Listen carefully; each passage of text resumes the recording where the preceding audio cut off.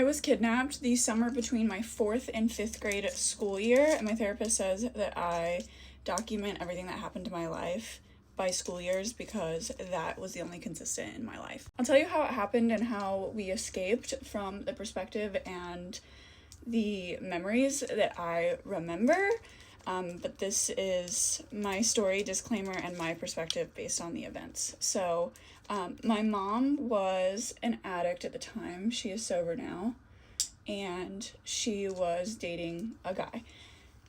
And that's how it always starts, right? Well, I don't really know what was going on with this person or behind the scenes, but this was the same summer, at the beginning of the summer, where I actually found out that my mom was using drugs. A lot of people around me had talked about how she was and talked down on her, and I always just thought it was so weird. Like, why would they be saying that about my mom?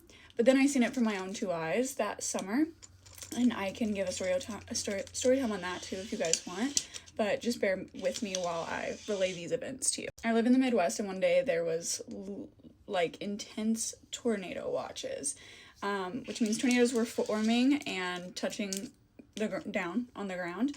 And this guy that we were with, we were going to take a drive with, and I don't obviously know where we were going or why, but the weather got so bad in the car. I remember us having to pull over into a parking lot in order to like feel safe, even the person driving to feel safe, because the weather was so bad. And the church still exists.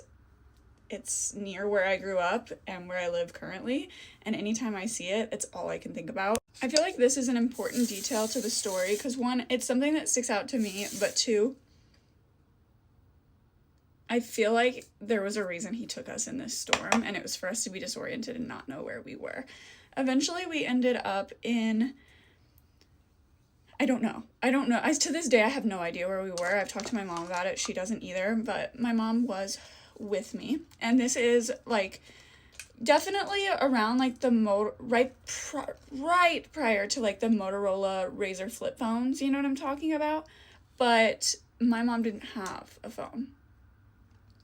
She didn't have like a steady income. We get to where we're going, which is the middle of the woods, but there's this giant, well, there's a field, and there's a giant barn, okay, in this field, and then there's like a dilapidated house dwelling, and I know that people lived there. I know that people lived there because there was a trampoline, and I remember jumping on the trampoline with the kids, but we lived in a tent in the field.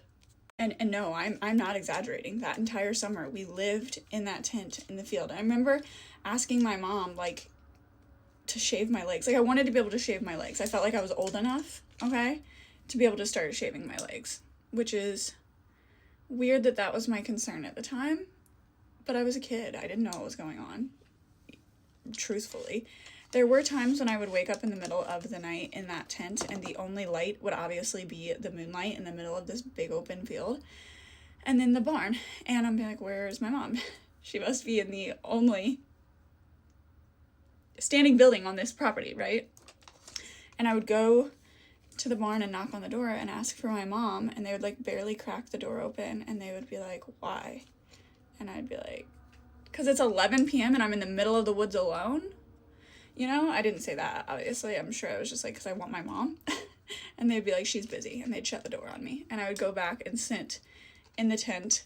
I remember very vividly going back and sitting in the tent alone and just like staring at the moon until I fell asleep from exhaustion, because I was like, I don't remember being scared, but I remember feeling something was wrong, if that makes sense. We stayed there so long, eventually the school year came around, and there was a trailer across the street up a hill, but it was an empty trailer. Like, literally didn't even have carpet. It was just the subfloor, and where the windows should have been, it was just rectangle holes in the wall.